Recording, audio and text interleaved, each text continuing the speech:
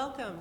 This is our fourth and final colloquium in the Noyce Scholars Colloquium series, the Barnard Noyce Scholars STEM Colloquium series this semester. It's an ongoing series though, so we will have 4 more next semester and the semester after that. So if you enjoy tonight, please keep coming back. Tonight I have the joy and pleasure of introducing what I think is going to be a very exciting session, because tonight we are celebrating not just hearing someone talk, the accomplishments of the Science in the City course that happens with Barnard students and New York City teachers. And it's a program that happens in collaboration with the American Museum of Natural History. So our moderators this evening will be Professor Maria Rivera Malucci from Barnard College and Dr. Maritza McDonald from the American Museum of Natural History. So without further ado, let me introduce our moderators, and I'll turn it over to them and get off the stage.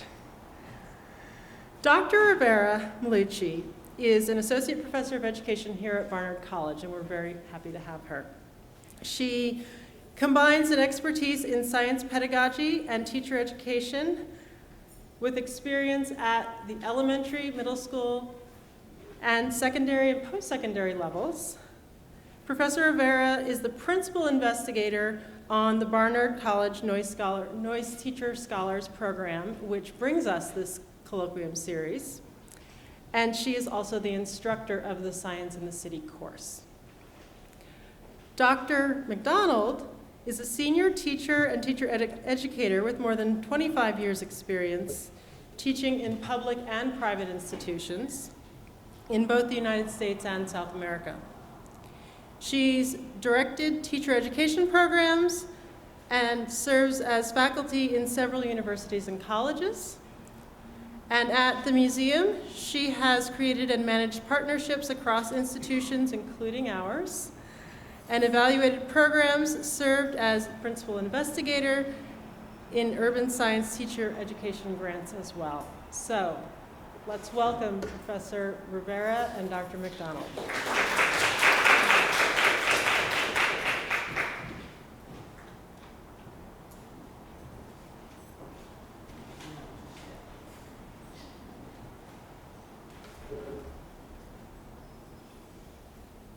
So I'm going to begin by giving you a little bit of an overview regarding the program, and then we're going to go right into the student presentations.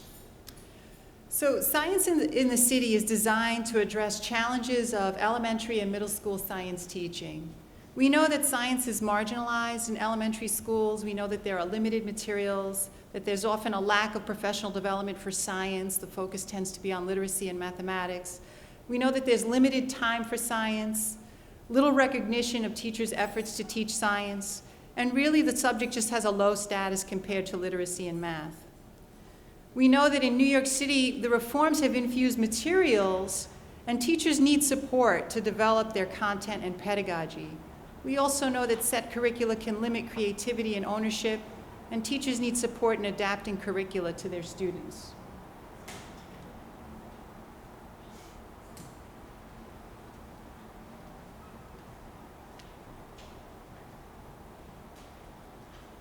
So Science in the City, as I said, is designed to address these challenges.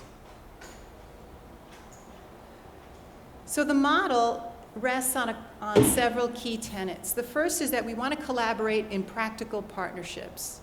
Our partnerships are between the schools, the museum, and the university, as well as pre-service and in-service teachers. We want to use the city, especially the museum, as a resource for science teaching and learning, and we want to build on what students and teachers bring to teaching and learning. And finally, we want to think about how we can use evidence that we gather to assess what are students learning, how are they learning, how do we know? This is our logic model. There's a lot of information here, but it's just to show you that there is a very strategic model that underlines the design of the course, where each key activity that the students and teachers engage in flows into the next activity, and they keep building on each other so that by the end, our focus is on, well, okay, at the end of the semester, what claims can we make about student engagement, about student motivation, student learning and achievement as a result of our teaching? There are 3 contexts for learning during the course. We spend time at the museum, we spend time in a seminar classroom here at Barnard, and the interns spend time in regular New York City classrooms. And the learning cycle, and we go through repeated cycles of this throughout the semester. We begin with teacher learning in the seminar, and then the teams plan and implement activities in the classroom which lead to student learning as an important output, and then they reflect on what's been happening, and that also goes back into the teacher learning loop. So we go through multiple cycles of this throughout the semester. Maritza? Sure.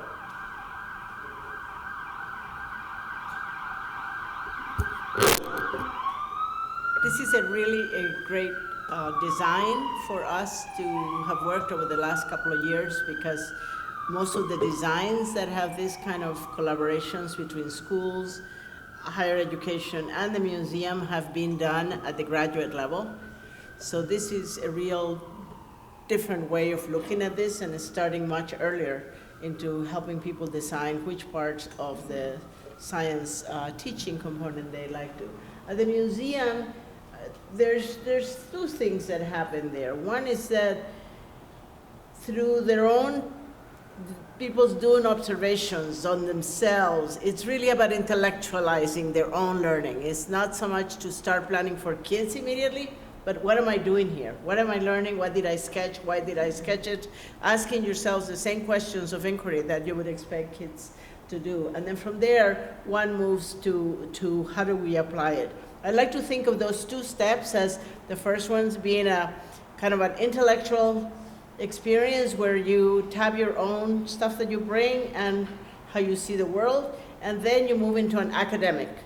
So the intellectual is the very personal, and then the academic brings the intellectual, but also to the responsibilities that we have as teachers. So how do we take that museum experience and expand it or use it or weave it into what children are expected to learn? So that's where the whole learning environment is crucial. Great. Which one? This one? This one, the one. Okay.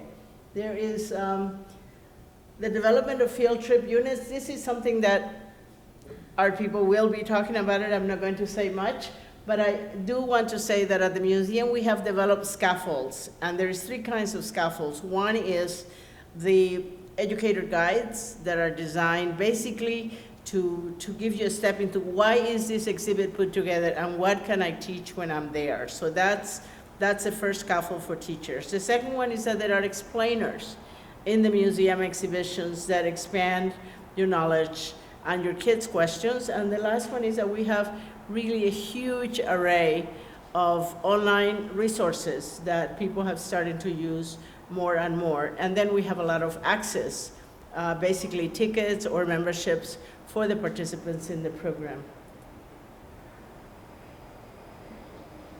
You can see it. They come, they observe, there are little scientists out there. There's different halls that really are just perfect for, I see that the whole of New York State and Ocean Life is very widely used because it fits into the ecosystems, but also seasons and a lot of situations that are, very much what's happening in the kids outside the classroom, except we can do this during the middle of the winter. I think here, Maria, I think that we both expect outcomes, and it's in our thinking when we look at what people do that I can say, whoops, look how nice that weaves the museum into what they were trying to do in the literacy component or inquiry, or look at the kinds of questions the teachers are asking and the kinds of questions kids are asking. So those, for me, are the key learning moments, is the evidence from the teachers and from the students. I think that says it, yeah. And so I just want to talk a little bit about learning because we really do want to focus on student learning here. And we're using a vision of learning that looks at how individuals acquire knowledge, and that knowledge can be factual, it could be conceptual, it could be procedural, how to do something, or attitudinal. We do spend a lot of time working with kids on what they think about science, and we want them to love science more than they did when they began the semester. And we also want to look at the social interactions, how groups interact. We want to see that kids are participating in meaningful and relevant activities. We bring a sociocultural perspective. So what does it mean, if you're a girl, how does your race, how does your gender, how does your class, how does your language impact or influence your views of science or ways of knowing and doing science? And finally, the role of conversation. We want to be thinking about how we can observe and gather evidence based on what students say, and how that gives us a lens into what they're thinking. So this is just a quick little model of how those pieces all come together. You can see the identity. This is what students bring and what teachers bring to learning. We know that they're within a learning environment, and while they're there, the interaction that takes place is what we call explanatory engagement. And over time, there's this conversational elaboration, and that conversational elaboration happens both orally and written. Okay.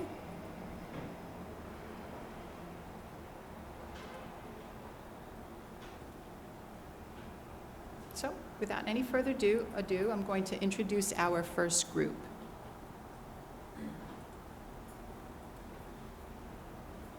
Okay, Dylan and Amber. So we're going to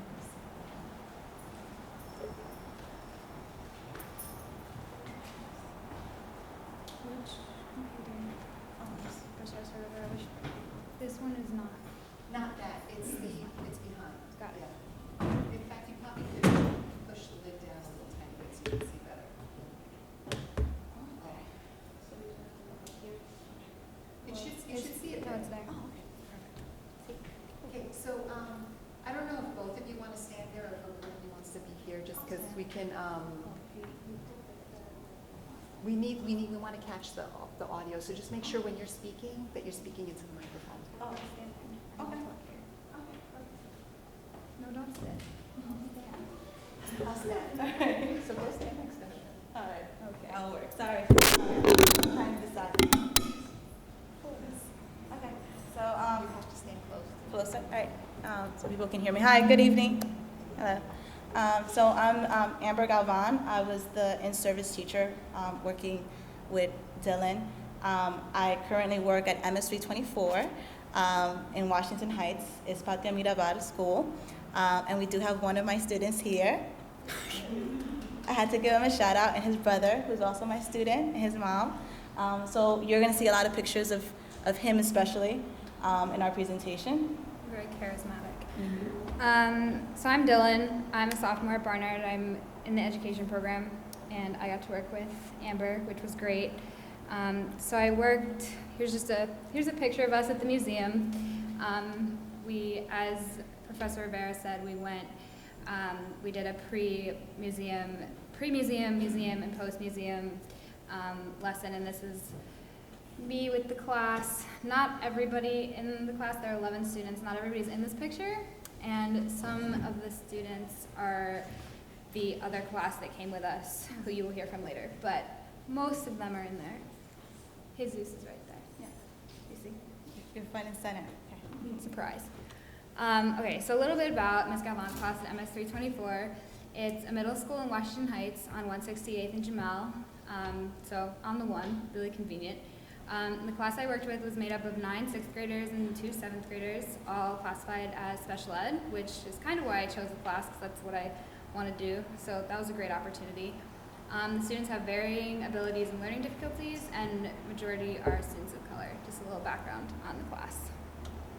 So we decided that we were going to do a geology earth science unit. So we did rock types and the rock cycle. We talked about volcanoes and volcanic rock formation, Pangea and continental shift, which we haven't gotten to yet, but we're going to get there, and tectonic plates and what they cause when they shift. Oh, yeah, so through the seminar, which Professor Rivera discussed, we had a couple of lessons where we talked about the play debrief model. in which students are given materials and given a task to complete. And through play, or an organized form of play, kids discover different things about the unit. So for our lesson, for our pre-museum lesson, we did a play debrief activity that involved using different types of rocks and having kids classify them in different ways without yet knowing any of the terminology. So the kids were not exposed to igneous or sedimentary rocks or metamorphic rocks yet, which was kind of nice because it allowed us to kind of see how they were able to categorize different objects without knowing those terms yet, and then bringing in that info afterwards. So structurally, the way it worked is there were 4 groups, and each table was given a plate of 9 rocks. They had 3 rocks of each type, though they didn't know that. And what I told them is, feel the rocks, see if they're shiny, can you see through them? What did you notice about them? Of course, I was asked if you can taste them and smell them. I said yes to the smelling and no to the tasting, but they took me up on the smelling. So everybody's really fascinated by obsidian, which is a cool rock. For those of you who don't know which one it is, it's an igneous rock. It looks kind of like glass, and everybody was really fascinated, so we got a lot of questions about that. The only goal of that part of the lesson was for each table to come up with a question. All the tables came up with great questions about, the table that had obsidian asked if it was made from magma, which was cool, because it is. And it was also really interesting because since the class is a mix of 6th and 7th graders, it allowed us to see what kids were exposed to what material prior. Because we did have a couple kids that knew the terms, but didn't remember how each rock was classified. They just knew, hey, I kind of heard the word igneous.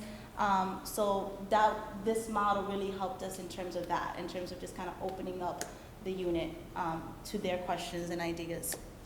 So from there we debriefed, and I just gave a really quick 3-slide presentation on igneous, sedimentary, and metamorphic rocks, explaining the main characteristics of each kind of rock. And given that information, we then turned it to replay and asked the students to take the same 9 rocks that they had before at their table and put them into categories based on what I had just presented about the types of rocks. So see if they could put each set of 3 where they went. And then after I gave them some time to do that, we talked about why they put which rocks in which categories, and then we actually told them which rocks belonged in which categories, and they did a pretty good job. Yeah. And we're fairly surprised at the ones that they Igneous was did not get. the easiest one, but yeah, it worked out. Okay. So here are some pictures of that. So this is the classroom, and this was our first lesson. And in the classroom, we also have 2 paraprofessionals. So that's the adults. Two that other, you see yeah, in 2 other blue. teacher assistants that work with students. What I did not say in the first slide, but there are only 2 girls out of all 11 students in the class, so most of them are boys. And here's some more pictures. Amber and I were discussing timing because we wanted to have all the time in the world, but Yeah. the period only lasts Yeah, it's a 45-minute class, but in reality, as kids are transitioning, it turns into 42 or 40 or 35. So time is limited, but yeah. Just some more pictures. So on November 4th, we went to the Museum of Natural History itself. First, we went to the Hall of Planet Earth and did a scavenger hunt about identifying rocks and just answering some general questions that could be found on all the signage. And then we were going to have some free choice time in the Hall of Biodiversity, but unfortunately there was some mix-up with the bus driver about timing, and so that was pretty rushed. But it was still, it was fun. They got to explore and look at things and hear a bunch of pictures from the museum field trip. All the rocks that felt like glass, they were very fascinated by the fact that the rocks were all polished. And one recent thing that I've noticed as Dylan's going through the pictures, this hall in particular was perfect for our students. During one of our museum seminars, Dylan actually scoped out what exhibit would be good, and she was telling me how this one would be perfect just because there were so many videos and everything was just very hands-on and bright and kind of like almost in your face. So students were able to touch rocks and hug rocks. And they were really fascinated with a lot of the videos, which took me by surprise. But they were really, really involved, and just because everything was so tactile, it's been kind of like a nice referencing point throughout the unit where kids can be like, oh yeah, I remember that big rock that had this on it when we went to the museum. And yeah, I remember that was an igneous rock, or yeah, I remember that video that had the seismograph. And so it's been, it was really good to kind of have this trip very early on in the unit so that we kept referencing things that they saw. Here's just a project that they did after having to do with volcanoes. So after we went to the museum, we did a performance-based assessment. This was a couple weeks ago. There were 4 stations for the students, and they rotated through. The first one was to kind of do what we did during the play, debrief, replay one, which is categorize the rocks based on the rock types. The second one was to identify an igneous rock and explain how it came from a volcano and what it had to do with volcanoes. The third one and the fourth one had to do with the rock cycle in different just forms. One of them was a cross and one of them was in a circle. So they had to complete that because that they'd spent a long time on talking about the different processes that would transform rocks. This is the worksheet that we used. They only had to write for the first 2 stations, and then pictures were taken of the work they did in the second 2. And here are some pictures of the activities.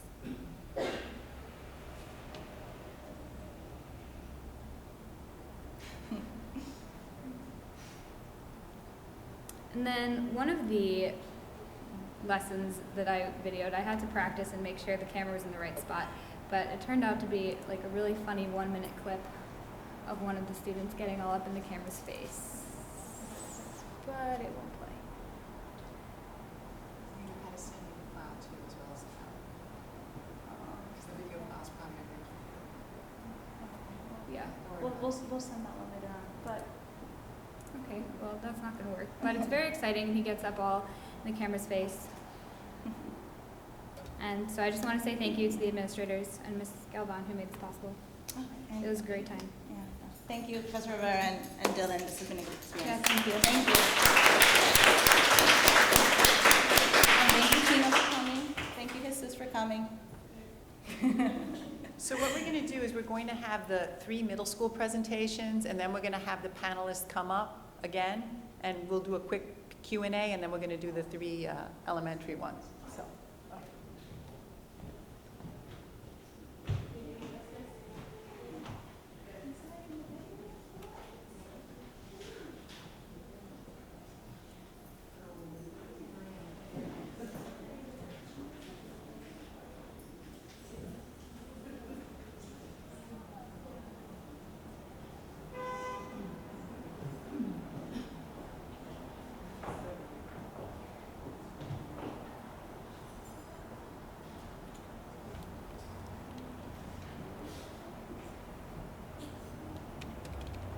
That's not the first one.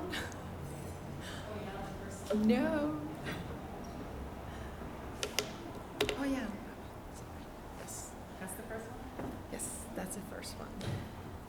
Hi, good evening, everyone. My name is Maria Cardenas. I had the pleasure to work with Mrs. Guerrero. She's a bilingual teacher. She teaches science in 6th, 7th, and 8th grade. She also works at the Patria Mirabal School, which is a beautiful school, as you can see.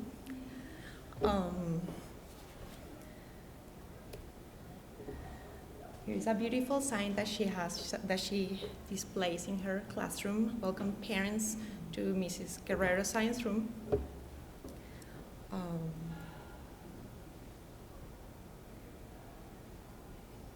So today I'm going to focus on NYU, which is the 6th grade students. And I'm going to divide my presentation in 3 parts. The first part is the pre-visit to the museum, then when we went to the museum, and the third is the post-visit.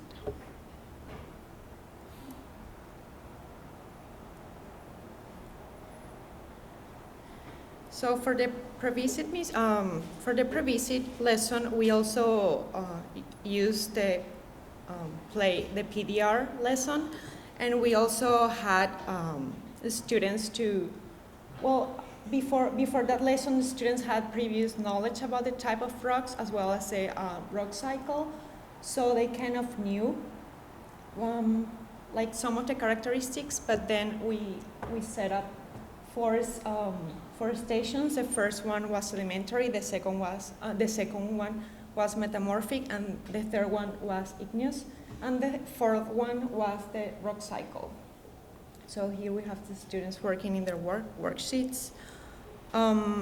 We allow them to, to observe, to manipulate all the materials, and they have so much fun doing that.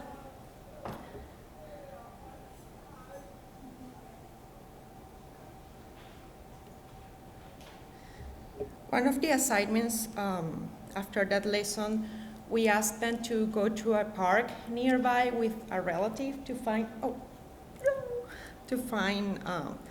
pick up a rock, so they can classify the rock, and we created a mural.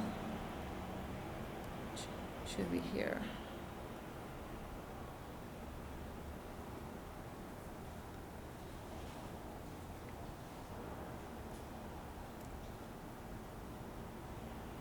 Okay, it's right there.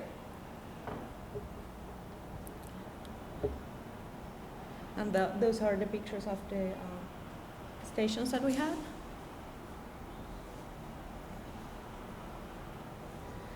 Then we also went to the museum with Dylan and Mrs. Galvan. So we have students here interacting with the museum educator. We have students filling out the scavenger hunt that I gave to them. I designed the scavenger hunt I wrote it in 2 languages because all of them speak Spanish and only a few of them speak English. So that's a way to make, teaching more inclusive. And here, to the right, we have 2 students talking about that rock. And what I found very interesting about Professor Rivera's presentation is that she mentioned something about one of the evidence of student learning is when they start asking questions, specifically explanatory engagement.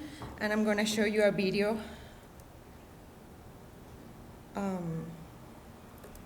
Here is where actually these 2 students engage in a conversation. They start discussing about which type of rock is that one, and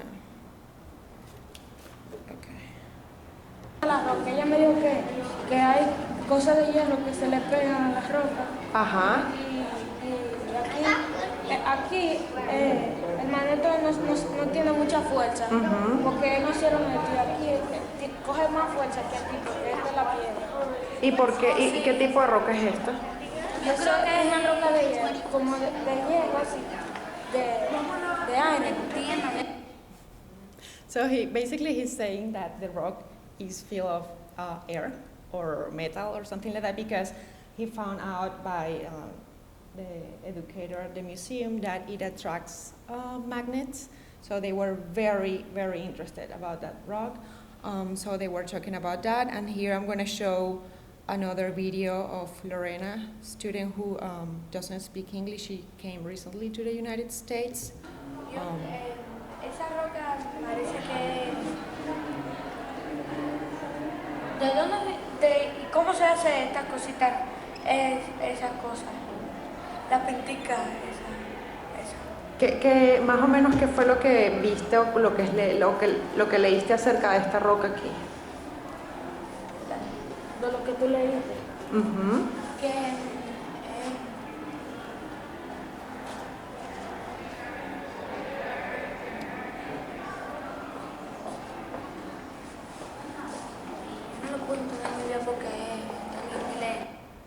Well, I wanted to make a point here. As you know, all of you teachers here in New York City, I assume that at least you have a student who doesn't speak English. So that's obviously one issue in the classroom, because as we all know, we want to make like teaching more inclusive. We want to address these students. We want to teach them not only science, but also we want to teach them the language. So what Lorena, as we saw in the video, she's very engaged and she wants to learn, but she has, obviously she just came to the United States 3 months ago, so she couldn't read English. So I was, fortunately I was able to translate to her, but I have so much respect for teachers, but because it's really hard when you have to, you know, teach them instruction and also have to address these issues like with English learners, language learners. So here, this is the post-visit. We have an hybrid of the assessment lesson, so we integrate the play, debrief, replay, as well as a traditional assessment. We gave them worksheets to work afterwards. So what we did is we simulate the rock cycle and we asked the students to make rocks. We provided materials, crayons, we had a volcano there. We also have scissors, so they were able to play with the material. And then here we have the student make a sedimentary rock. And these are the little rocks that they did. To make igneous rocks, we use a microwave. And here we have Mrs. Guerrero explaining students.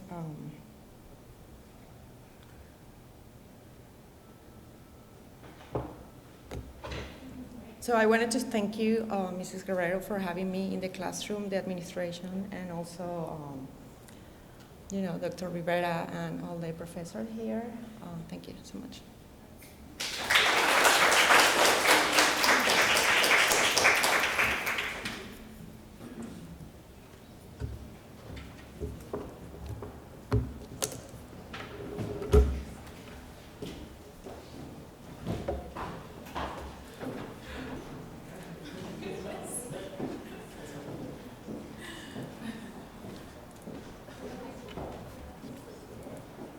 Just do the first click.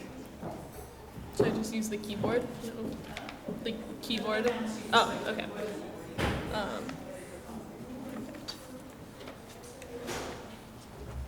right. So I'm Megan, and this is Diane Riggs. And we were working with a 6th grade class at St. Charles, which is a Catholic school in East Harlem. And I went to the class every Wednesday. And because we knew during this time that the museum was going to have a special exhibit or a special frogs exhibit and a special butterfly exhibit, and both had live specimens, so we decided it would be kind of a fun idea to base our lessons around frogs and butterflies and metamorphosis, so that they'd be able to kind of, their learning could culminate in them actually going to see frogs and butterflies and kind of explore these things themselves.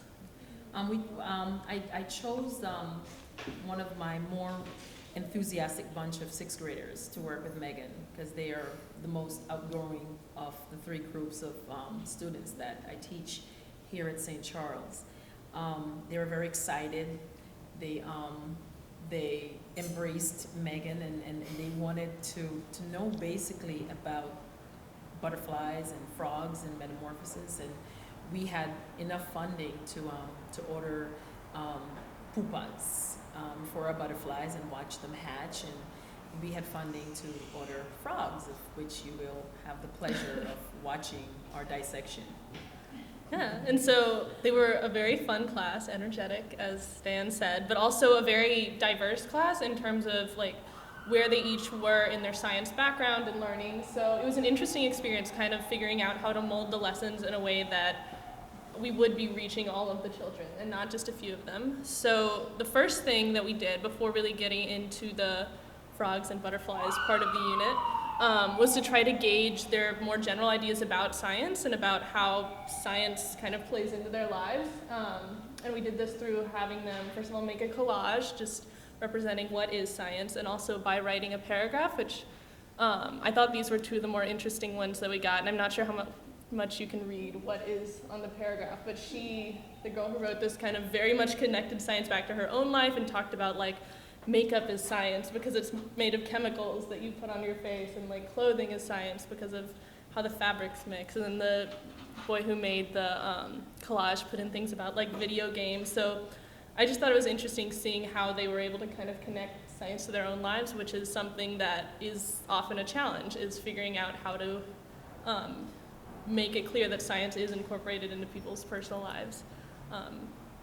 I guess these students were exposed to Professor Rivera's program that I was a part of last year. So fortunately for them, they had the heads up and exactly what it is that they had to do. But I find that as they moved along from year to year, being exposed to the program that Barnard and the museum had, you got the feel that the kids were more exposed to exactly what science was, because in the beginning, if you were to ask the kids what was science, they would probably draw a doctor, and that was the conclusion. But it was fantastic that they actually had ideas, various ideas about what science was, and that was impressive. And it was interesting too, while they were making the collages, going around and asking specifically why they were putting each picture in, because some of them they may have said like, that's a pretty picture, I'm gonna put it in, but when I said like, tell me how that's science, and they had to come up with a reason, I think that was very helpful, even if it wasn't their original intention. Like just kind of getting them to explore a little deeper and see how science plays into each of these things was very interesting and fun. And then more specifically, we also wanted to explore their ideas of a science topic, and that topic was frogs, butterflies, and metamorphosis. So this happened through a series of interviews with a few of the children before we actually began our lessons. And there were I have a few quotations from those here. So, and I thought these were particularly revealing. So the first one, rainforests in Asia and Europe, that's where most of the frogs are. So I thought that was interesting and just showed how they did see this science topic as something that was kind of happening elsewhere, as something that didn't intersect with their own life. So we kind of knew that that would be a goal, to show that like, no, there are frogs and butterflies in New York City, and like this is something that you might experience in your life. Then another, like, trying to explain metamorphosis, and we kind of realized that there was that gap in the vocabulary that we wanted to expand on. And then another said when frogs are small, they're eggs, and after that they just start to grow more and just turn into frogs. And so we kind of realized that we do need to really explore the nuances of what metamorphosis is, and some of them understood the process better than others. So this one said when frogs hatch, they're like little fishes swimming, and then they start developing once again, and then they start to become into a frog. So you can see that they understand the process, but they don't have the word tadpole, so they say little fishes. And so kind of realizing that we do need to work on that vocabulary was important. And then we also explored the play, debrief, replay model. And maybe do you want to tell a little bit about?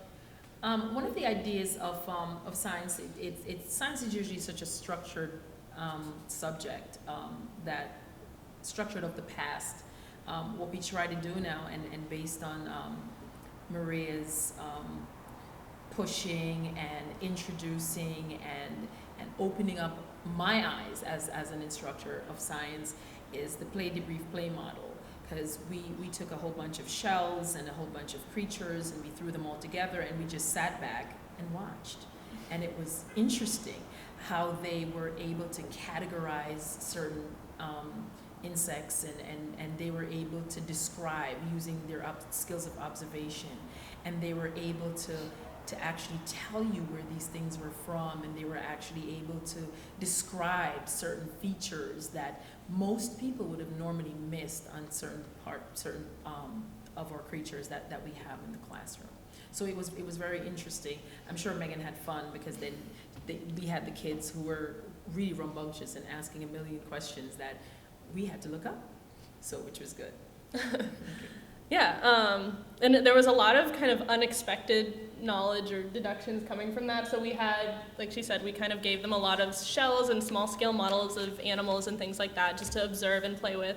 And so for instance, like there were some children that came and told me about how the shells make different sounds. And I was like, what do you mean by that? And just, so they were putting each of them up to their ear and kind of using all of their senses and not just the ones you immediately think would go with that. And so, yeah, just having them explore and say, like, I wonder why these make different sounds. I wonder why this animal is brightly colored or this one is duller. And so, yeah, it was a very interesting and kind of fun activity. And then some of these pictures might not be for the faint of heart coming up, but we did frog dissections as sort of a preparation for going to the museum. And this was actually complemented very well by the frog exhibit, because at the exhibit they have like a little virtual frog dissection that you can do, which we had seen before doing the actual dissection. So that was a lot of fun, getting to do this and then have them like at the museum do the virtual dissection, say like, oh, I remember, like, I know where the liver is, I know how to do this kind of incision. We want to build on not just having, talking about metamorphosis of the frog. We wanted to have the students being able to see the actual anatomy inside of the frog, and we wanted them to explore that, and they did that very well. They did. And some of this was guided, so we did have obviously a handout that kind of led them through the steps and showed them where everything was, and then following that, and after they had sort of done the more structured, I know, sorry, you have to look at this, I'll get through to that one. But so after they had done kind of the more structured dissection, we then just told them, all right, now you can just sort of investigate and explore your frog. And that was that picture that I just took away. It was a lot of them kind of tore it apart, but that was sort of the most fun part for them, was being able to open it up and say, like, look, this one has eggs in it, or look, like, I wonder if these are like tendons or arteries, and using what they already know to just kind of explore and sense the frog. And yeah, it was a very fun activity. And finally, this all kind of led up to our trip to the museum. And so for the frogs exhibit, we did have a little more of a structured strategy for that. So we gave them kind of somewhat open-ended handouts that they walked through with. And so the handout would say something like, why do you think some of the frogs are brightly colored, or why are some more dull? And then they could look at information such as this and figure that out. And we also, especially for the butterflies exhibit, but also for the frogs, had some very open-ended times when they could just go explore and play with the animals and look at them and talk to each other about it, which that was, I think, for me, the highlight, was just watching the kids socialize about each of these things and talk about, like, oh, look, that tadpole has legs and that one doesn't, and that must mean that that one's older. And just hearing them have those conversations that were really showing evidence of their learning was very interesting. Our classroom butterfly exhibit that we tried to have didn't work out very well. We had about 30 pupas, and we only had 4 butterflies from all that we had. But the museum had a wonderful exhibit that I would recommend that anybody should see, because then the museum exhibit took you through stages that we were trying to actually create in the classroom, and it didn't work out. So the kids fell in love with what the museum had, and they actually wanted to stay there a little bit longer than we really wanted to. Yeah, I think there was something very special about them just being able to see these live animals that they had been talking about and really just kind of make the lessons of And reality. then the butterflies were flying all over their heads, and they had them on their hands, and it was really, really, really nice. So Yeah. the museum did an awesome job on that exhibit. Those were very cool exhibits.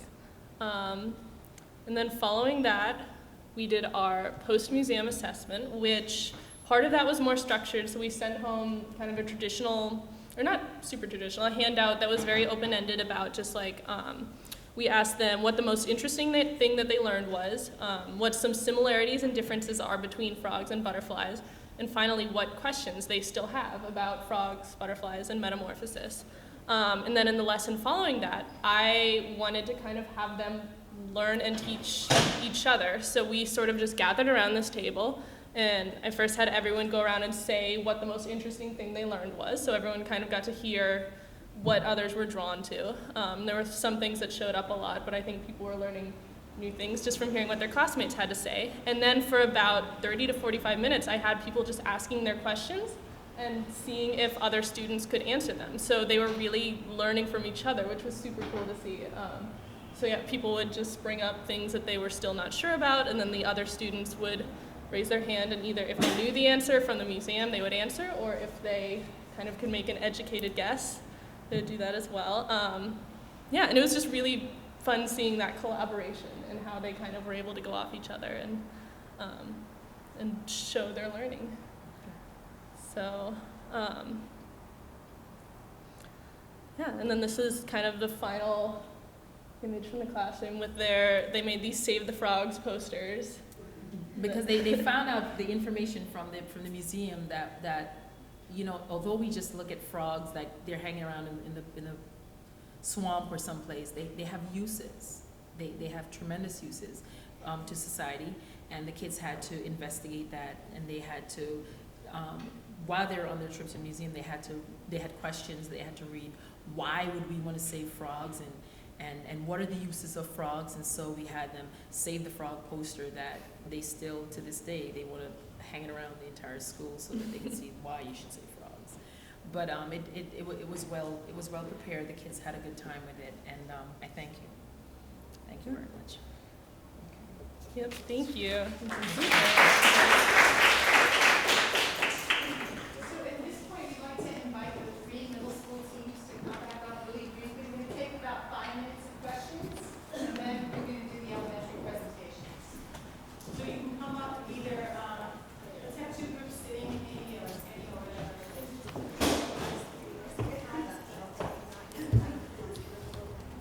I can order frogs.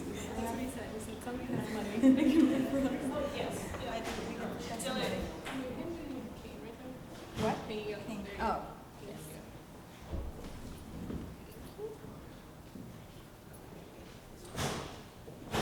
Okay, so questions from the audience? For our 3 middle school teams?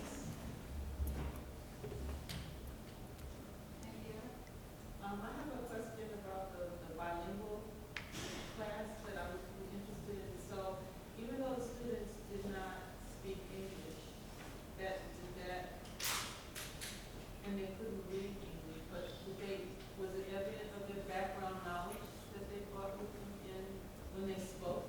You know what is interesting is that I found that most of them, they wanted to, because they have both books in English and Spanish, and I noticed that some of them pick up the books in English and they try to read, but obviously they need help. They need help, so I try to help them. But yeah, definitely your question is more about like. What background knowledge that they have that's evident when they're speaking that may not be evident because they don't speak the language well? That's what I'm curious about, because I think that often gets missed because it's a second language learning. If you don't speak the language, you don't realize that they're bringing their background knowledge, and they have some information they may know, but because you don't speak, if you don't speak Spanish or you don't, was that evident when they spoke? That's what I was curious about. Them say that they know something even though they couldn't read this in English. Yeah, in some cases I try to translate and say some words, and I notice, especially in terms of behavior, when they engage and they try, as I mentioned, as I show the video, they try to read, to ask questions. Actually, they were very engaged with the museum educator. They listened to her very carefully, and then they came to me and tried to, ask questions. But it's just, it's hard to respond that question. But I think what Henrietta is trying to say is not so much whether they understood the English or not, but when they were speaking Spanish to you, do they say things that gave you ideas that they knew something about rocks or about those falls? Because they were speaking Spanish and you understood it, so could you tell? That's what I'm asking. What did they bring to the table? Even if they didn't know the name of the rock, did they ever express their own experience with something, the rock? That's exactly. Yeah, because when you're dealing with objects, that's the reason why it's great in a bilingual setting, because you don't have to know the other language. You can say, ay, sí, yo tengo una roca de esa en la casa de mi abuelita. They know it, they can tell you they saw it, where they have it, and as a teacher, if you understand the language, you said, okay, at least, he's seen those kinds of rocks and knows about it. So that's why an object allows you to know more about the kid than if you just introduce him to the written and the oral. So that's the question. Es te dijeron algo Yes. relacionado a la piedra. Yeah, certainly. Actually, one of them, they said, we can build houses with rocks. So yeah, he somehow he tried to, you know, Yeah. use that knowledge. Mhm.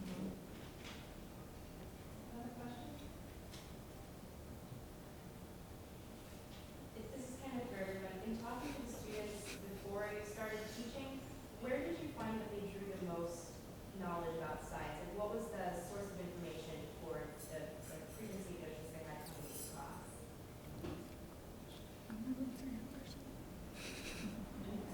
I think the fact that usually in a science classroom there's exposure to what science really is already. They have that background information. They're able to, when asked the question, what are your ideas about science, or what do you think about science? They're able to jump in, and usually kids in the middle school especially. I shouldn't say middle school, I should say middle and elementary. They're very excited. The idea of walking into a science lab, the idea of walking into a science classroom, it's really expanded. And when you think of technology and think of science in itself, the kids their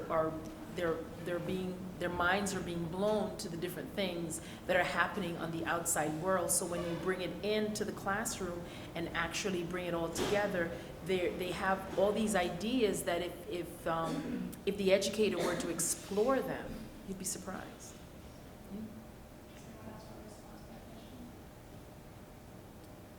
I noticed kids in my classroom, same thing in terms of the exposure.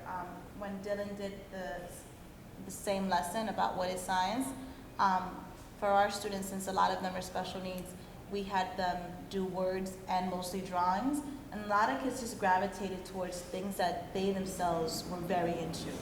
We had one student in particular that's very into robots. And for him, oh, I should tell you about it. For him, science was all about robots and making those connections. So a lot of it is, yeah, same deal in terms of exposure, but also just things that personally for each one of them was special. Yeah. I think one more question, and then we'll move to the next group. I was curious about, what do you think that in the trajectory of the course we could help you more so that when you are at the museum you feel much more informed both about the exhibits, about, you know, so what, because the advantage of this is that we can shape each time that we do the sessions. For example, the first day you came, I just dragged you through the frogs. And I said, you're no agenda, just get stuck. You know, I wanted you to have that experience of poking about, of playing around in there, checking why were they beautiful, why were they poisonous, all that kind of stuff. And that was really important to have that experience from my perspective, because I thought that the age groups that you had would probably take advantage of that really well. I also, as a museum educator, knew that beyond this exhibit, we just opened a new exhibition on poison. And the first part of the exhibit is a case study of the poisonous frogs in Chocó, in Colombia. So there's the whole rainforest section and the frogs, but then how those frogs have become really important for medicinal things. So like what I'm saying now is pitching to go see poison, because you don't have to take kids to see poison. I got tickets for you guys so that you can go, because it's your body of knowledge that I'm concerned. Interested is, you know, so that you're cooler. You can go to a party and talk about poison, toxins, arsenic. Well,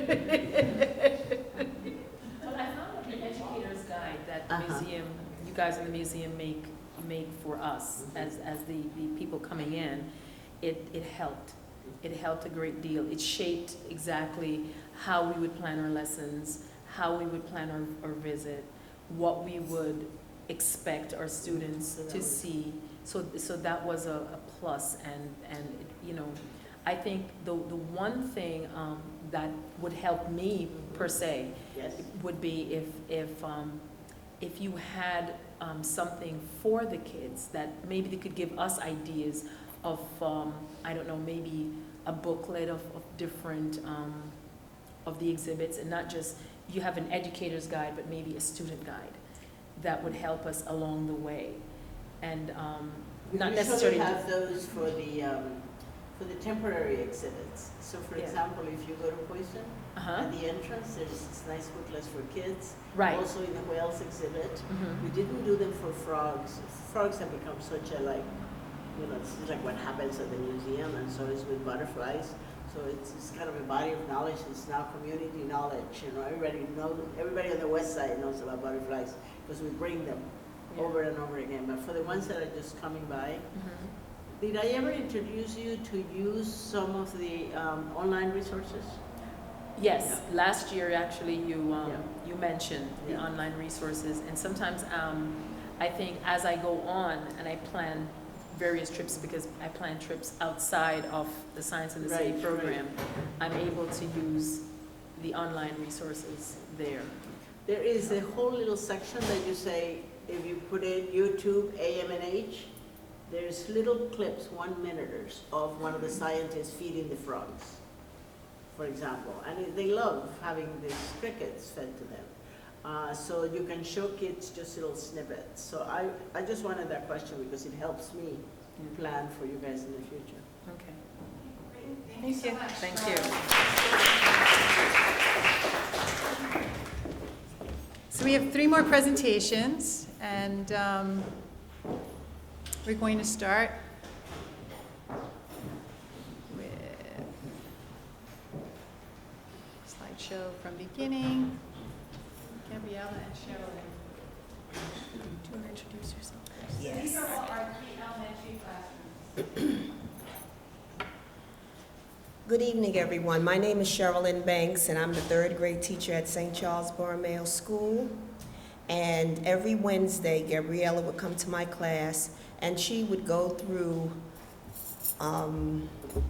what I'm teaching. And I was doing living things, so she was able to incorporate what she wanted to teach to them into my room. So I'm Gabriella.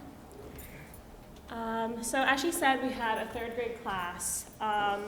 They were very energetic. They all had so much to say, so many questions, and I realized that the second I walked in, they were really enthusiastic about learning science. From the first moment I met them, they expressed how much they wanted to learn about, animals and plants and how to grow plants and the different parts of plants. And just from there, it never stopped. They always showed an appreciation for everything that we were learning.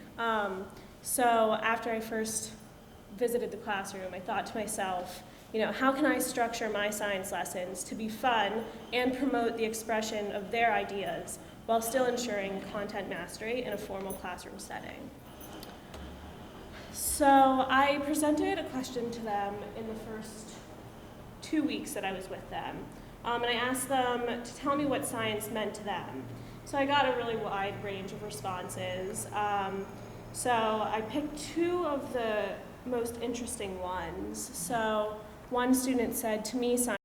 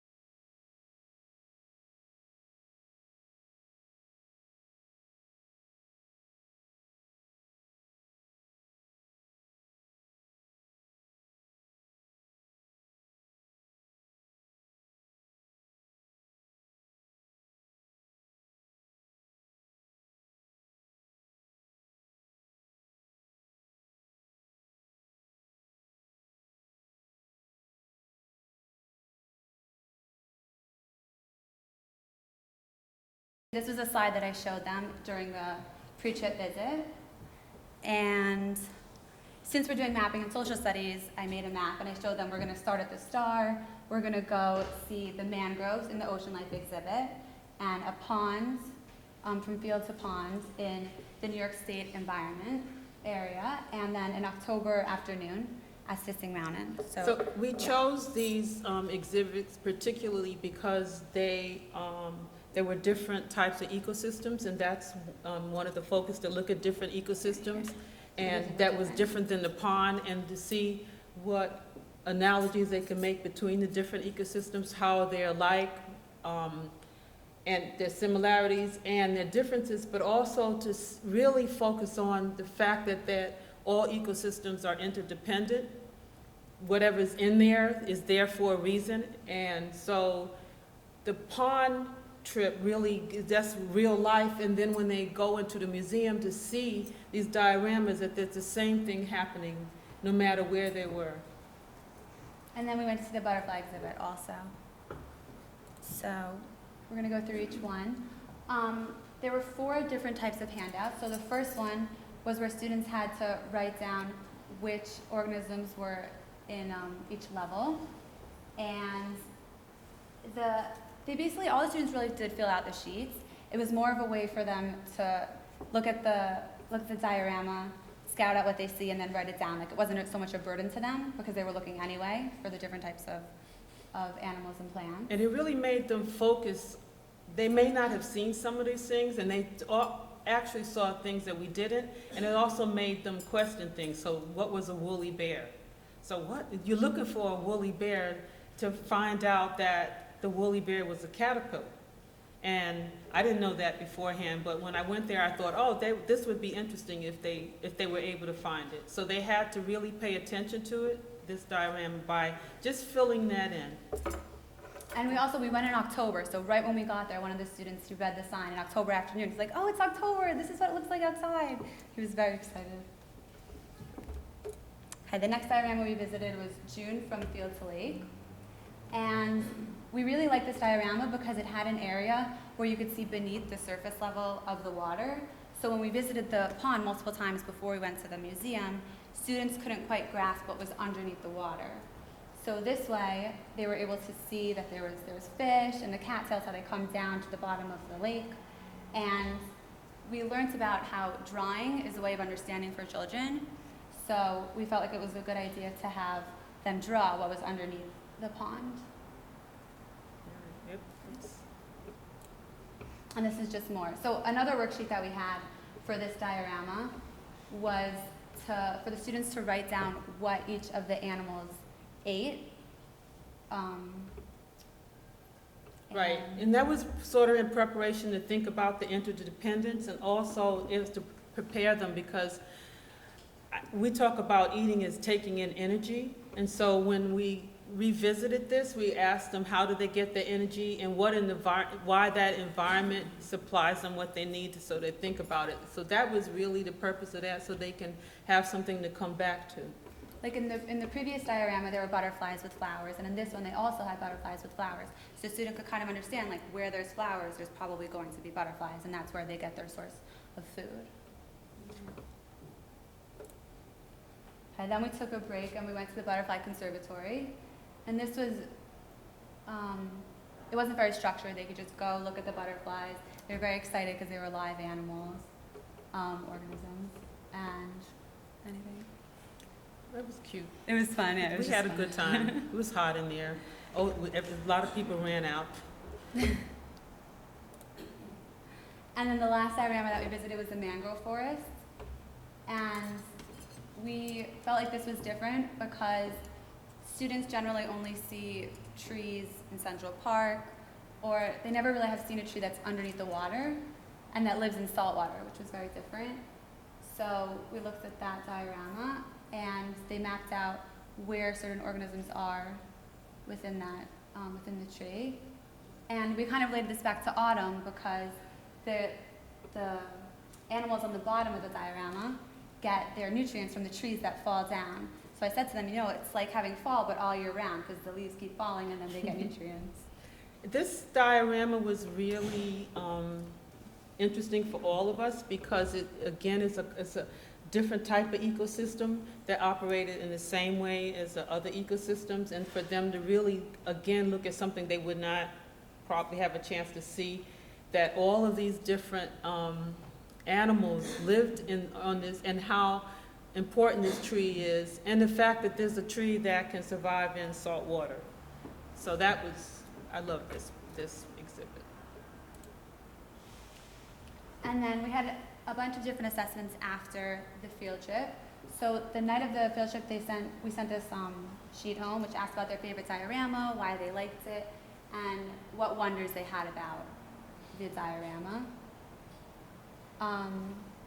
And over there on the right, again, now we started to take that same poster we work with and to further categorize the animals, to think about what were their roles in each of the ecosystems. So we looked at the pond ecosystem and see what were the roles of the plants and start to give them the terminology, producers, consumers, to see that that's part of the interdependence of an ecosystem, that each thing in that ecosystem has something that it does to keep it functioning. And so students really began to start, we're pulling all of this together, and we're using the same maps and the same posters, and they're starting to bring the information that they know and piece it together and see why it's related. And then we went on another trip because when I did the interviews in the beginning of the semester, students didn't quite grasp how seeds get from one place to another. Basically, all of them said that they plant the plants and then someone goes somewhere else and plants another plant. So we wanted them to understand that wind takes seeds places and animals bring seeds to other places. So we went on a mission to find the maple seed, and we didn't quite find it at that time, but they collected other things, leaves, and we went to visit a different part of the park. And then this was our final visit to the pond, where we also went to see a different part of the pond, and Yuma over there, he found a cattail and he was waving it, and it was flying everywhere, and that showed the Gone with the Wind idea, the fact that the seed's flying everywhere. And I was thinking, and when he found this cattail, he busted open and he went flying with it, with the stuff flying all everybody. You could see how happy he was about it. And then the other kids said that's just like the, what do you call that thing? The dandelion. The dandelion. How the wind disperses seeds. And so they began to see that it's not just people are not just planting seeds, and that there are other things that are responsible for nature. And it was fun for them because it was active learning. It wasn't just we were in the classroom telling them this is what happens, but they were actually experiencing it.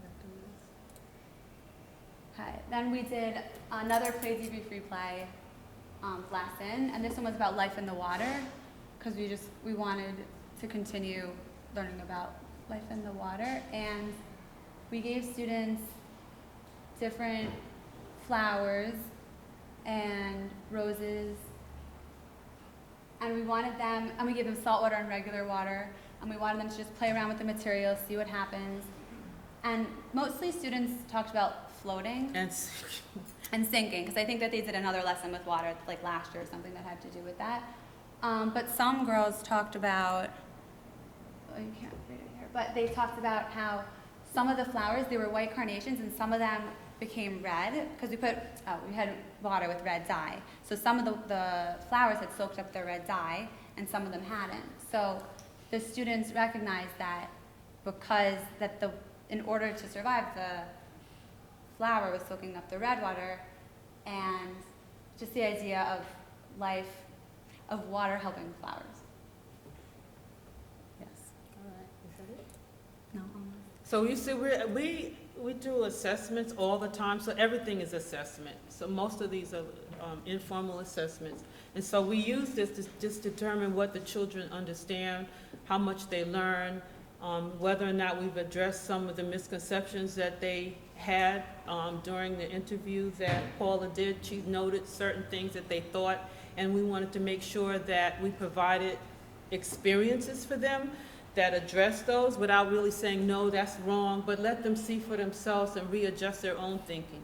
So we haven't had like a real formal assessment. Everything is informal assessment, but we could see what they're learning and how they're incorporating all the experiences from the pond and the museum in their work.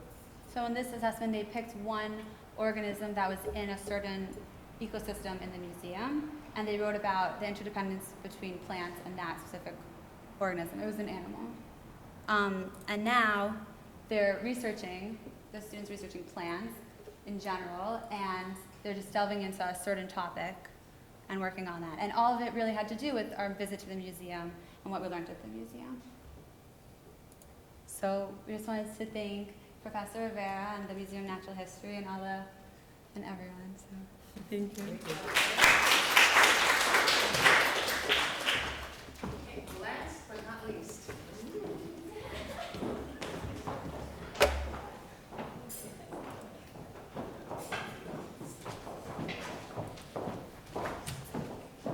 we have Colloquim.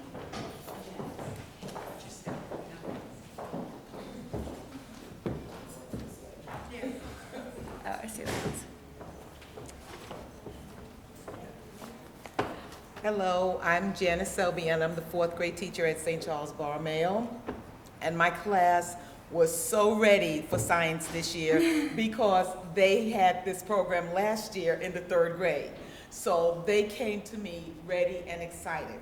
They got disappointed because they thought they were going to do science lab this year, but they didn't get a chance to do it. So when I told them that we were going to have a student teacher, they couldn't wait. And so they basically jumped Colloquim when she came in, and we lived happily ever after. Yeah, so I'm Colleen. I worked with Miss Selby's 4th grade class. It's absolutely true that I saw that there was some really interesting benefits to having done this program for more than 1 year in a row, because the students had done this program last year in 3rd grade with the Sphinx.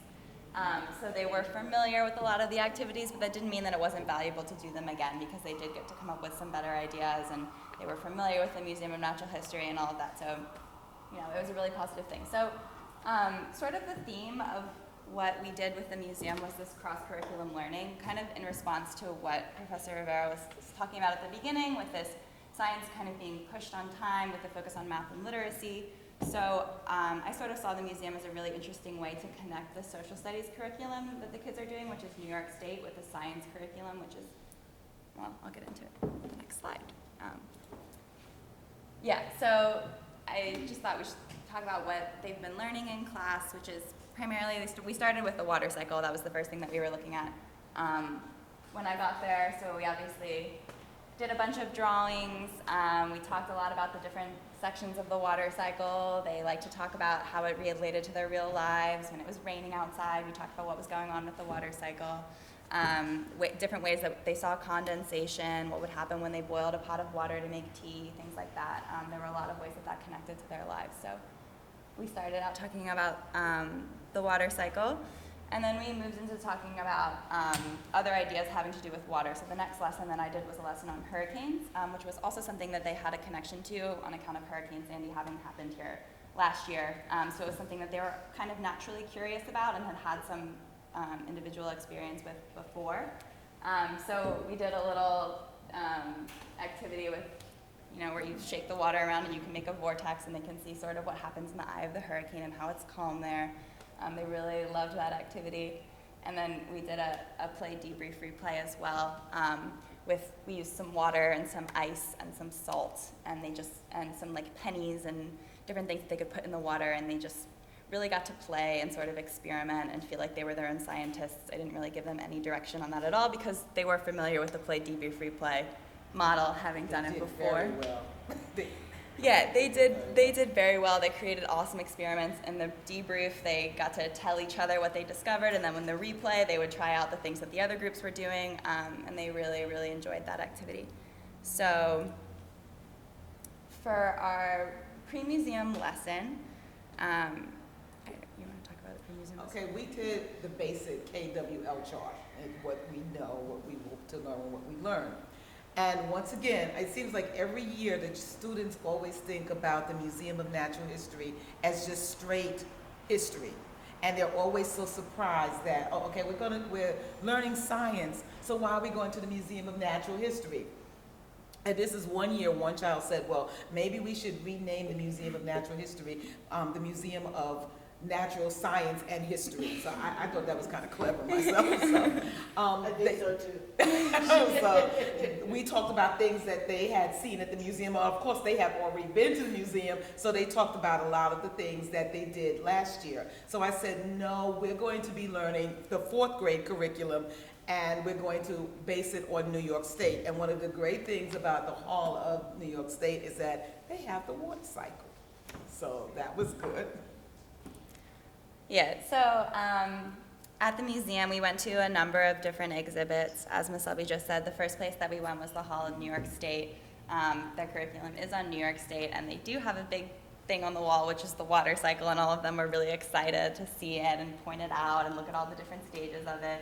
And then after that, we went to the Hall of Native American Indians and the Eastern Woodlands Indians, because that is what they're learning in their social studies curriculum right now.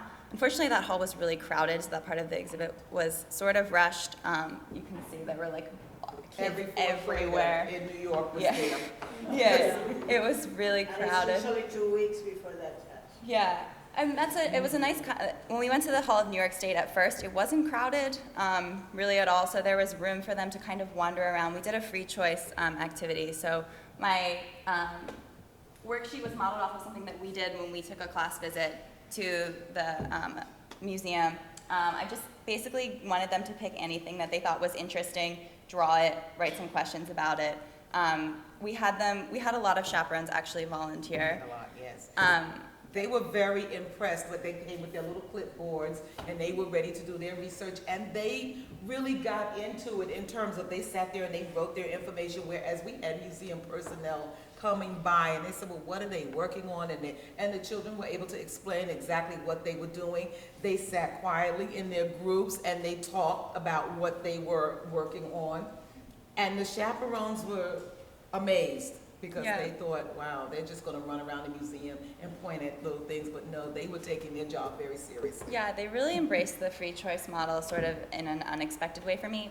Probably also because they'd had experience at the museum before. They sort of knew what was expected of them. They were really excited every time a new person would come in, and they wanted to kind of show off. We told them that this museum visit was sort of a way for them to show off, and you get to be scientists and you get this really cool, awesome experience to go to this museum, so you have to take it seriously and you have to, and they sort of really took that idea and ran with it. So the first half was for when we were in the Hall of New York State. They had to pick one object. And then the second half was for when we were in the Eastern Woodlands. And then after that, we went to the Hall of Primates, because it was right next door and it's pretty cool. And I like to look at the primates. So we just I let them pick sort of anything that they found interesting. And then they had to write one question about that thing. There's also a story in their reader that related to primates. So everything is basically cross-curricular, because our curriculum is so jam-packed that we can, wherever we can grab a moment, we take it. Yeah. So, and the Museum of Natural History obviously facilitated that cross-curriculum learning really, really nicely. So for the post-museum lesson, first we sort of just had a discussion about what they liked, what they didn't like, what they remembered learning. And to be honest, since it was free choice, they were pretty much all over the board. They remembered random things about all the different exhibits, and it was hard to sort of, because I gave them so much free choice, it was hard to sort of bring it all together into one cohesive idea of something that they had learned. At the same time, it was really exciting because they were really excited about what they had learned, even though it was sort of unrelated to the science curriculum, so just kind of let them run with it. In the lesson before the post-museum lesson, I had done sort of an activity on how do we prepare for a hurricane, talking about their experience with Sandy, and also reading some things about how you know when a hurricane is coming and what types of satellites can see and things like that. So I had done that in the lesson before, and then I thought that this would be sort of a nice time to bring in some of the ideas that we looked at in our readings throughout the seminar. There were two main ideas that I was really interested in and wanted to kind of bring into my lesson. One was that we don't usually teach science in a way that gives enough credit to non-Western science, especially in elementary school classroom. So this idea that, yes, Native Americans could have been scientists, maybe they didn't have meteorologists or satellites, but they also had to deal with hurricanes. So what were maybe the ways in which the Native Americans could do this, and how can we, sort of this idea of critical thinking. So then that comes from another reading that we did on understanding and different facets of understanding. And so this idea of like having perspective and understanding how you experience it, but also how someone else in a different time, in a different place could experience the same thing. So I decided to do a storytelling exercise. I remembered one of the books from when I was younger called Morning Girl. I don't know if any of you are familiar with it, but there's this really cool chapter in it where a hurricane happens to a Native American family. And it's like a really vivid description of sort of what happens during and after the hurricane. So I did about a 10-minute read aloud with them of that story, and we sort of discussed, those were the prep hurricane, that's me reading the story.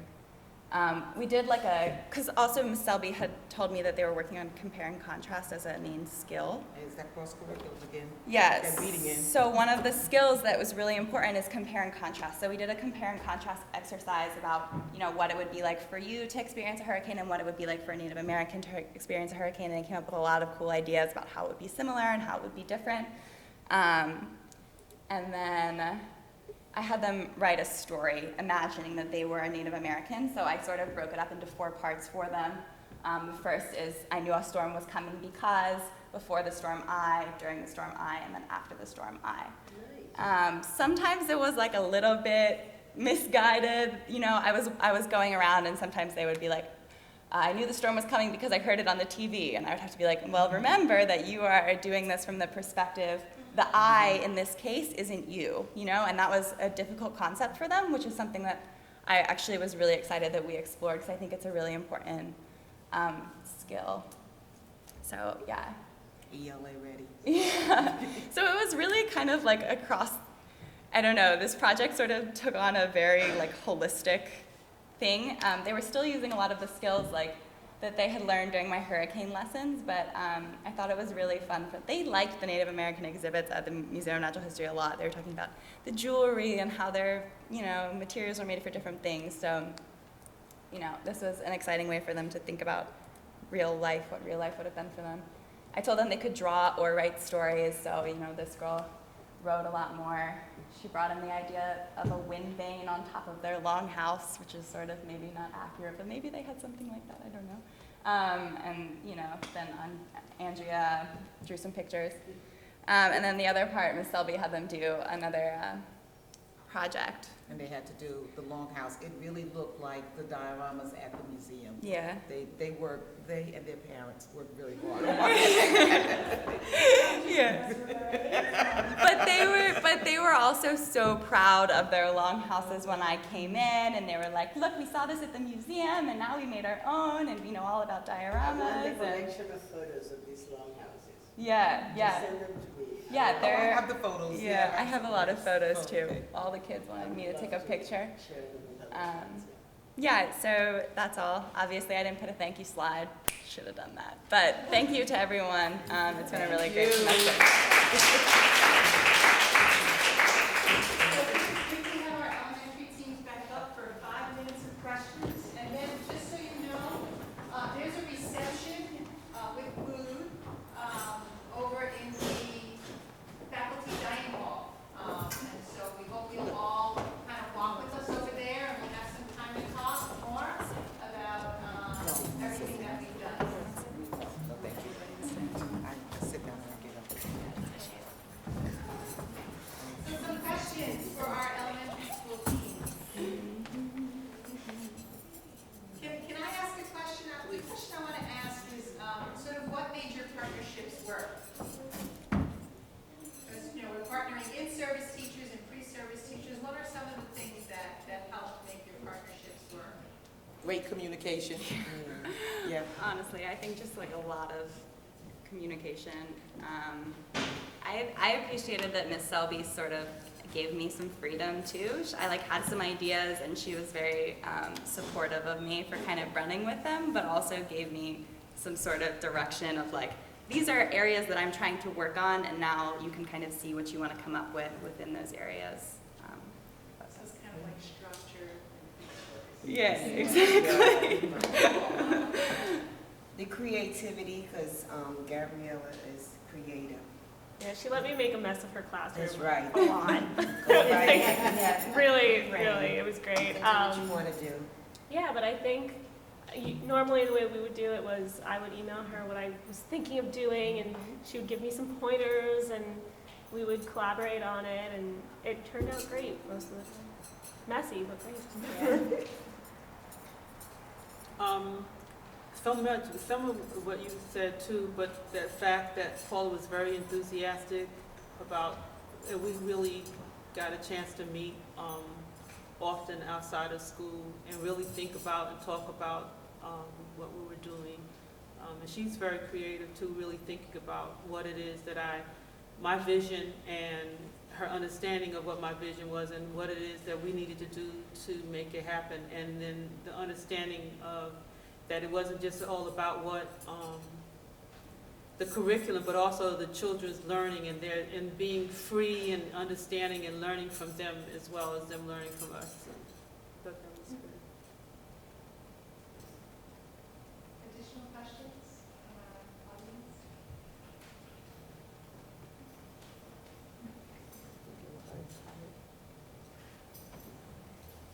I just wanted to give a little bit of museum learning piece. When you guys said they did all the stuff fast and it all fell apart because they went and did other things, they finished the sheet, the investigation fast, and then that's great. If I was looking at it from the museum perspective, I would say your kids are sharp, they got it done, and they had better things to do. And it was true, because they were never going to see all those things. So we always say, you know, the kids don't feel distracted, they are just attracted. You know, so what you do is then pay attention to where they go. Like in your exercise that they went all over the place, I would have kind of classified the kinds of things that attracted them, because you learn so much about how they are thinking. You know, it's like taking them on this trip. So that one, you know, just a couple of times people mentioned, you know, it fell apart, or they just went and did something else, or they get too distracted and went all over the place. Take it as something that it's supposed to happen when you're learning in a museum. I don't think I meant to say really that it fell apart, just that it was sort of hard to then make a post-museum lesson when they like all learned such like sort of disparate things. It was sort of hard as a teacher to then like bring it all back together. And I don't think that it's a bad thing at all. I'm just saying that those. No, but I think if you really pay attention to what they did, you you're probably could right. come up with You're about right. 4 categories. Yeah. You know, and usually Howard Gardner talks about people get attracted to things that are beautiful or that are tactile, or so you go from those perspectives, and you will see what your kids is kind of their motive. Yeah. Sure.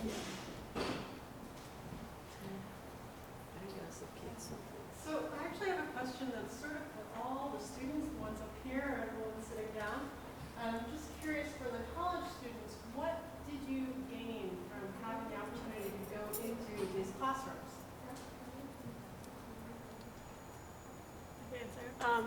I don't know about everybody else, but for me, I've always tutored kids outside of my, you know, my schoolwork and everything for years, even since high school. I've always babysat. I've always just loved being around younger kids. I have younger sisters at home, so it was kind of a way to connect, you know, back to my home life. But I really enjoyed how it was sort of a break from my routine here at college to go and, you know, someplace where I kind of had like the authority and like I could share my knowledge, but they also were teaching me so much. Like, you know, as difficult as it was to plan the lessons, and it was time consuming, and like I put a lot of effort into everything, but it was so rewarding too, just seeing how much they appreciated me coming to the class and teaching them things and how much fun we had together. Yeah, this is my first time taking a class with the Barnard Education Department, hopefully not my last.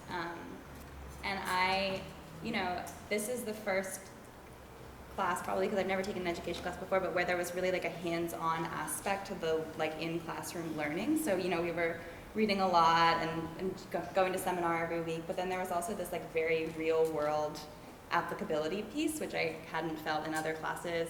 And I also really loved having the teachers come to the seminar with us and having them there for our discussions just to kind of ground us. I thought that was really valuable. Yeah. So the question for the teachers, and again, it can be teachers sitting or up here, was there anything in particular that you got out of working with college students in your classroom and on the field trip? Well, I personally, I appreciated attending the class with the students, and the reading was important because it also informed my own teaching. So it kept things fresh and new. I never felt like, it was always something new to learn, to incorporate, to think about as we're planning the curriculum together. Also, the students were really enthusiastic about having someone come in, and they looked forward to it. And they were anxious to share what they knew and what they learned. So they shared their love and their knowledge, and that was really important. So it wasn't just about what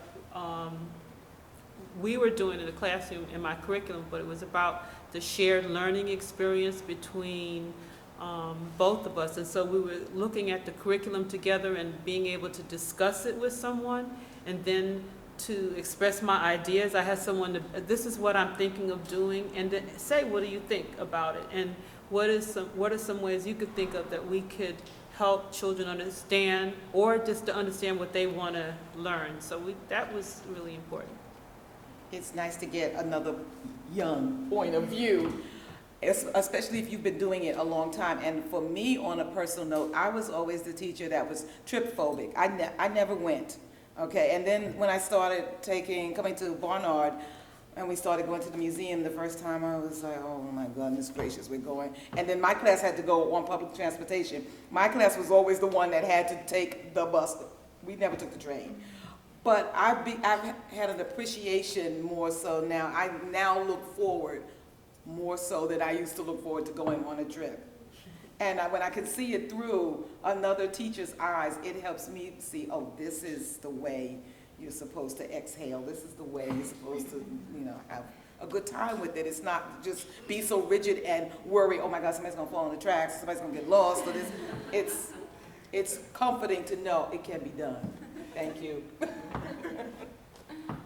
It's just the different ideas that a new fresh face will bring in. And the kids really enjoy somebody else instead of me. I'm there all day with them. So Wednesday, when Gabrielle came in, they was excited. Oh, Miss Gabrielle coming? Well, they didn't call her that. Miss Etha's coming in? Yeah, she'll be here. Or if she's not coming, So it's just a fresh face, the creativity, the things that they learn from whoever comes in, coming from Gabriella, things I learn, things that I can probably improve more. So it's just the learning together, because we learn together. I also found that although it made us, the teachers, feel a little jealous because the kids are always looking forward to seeing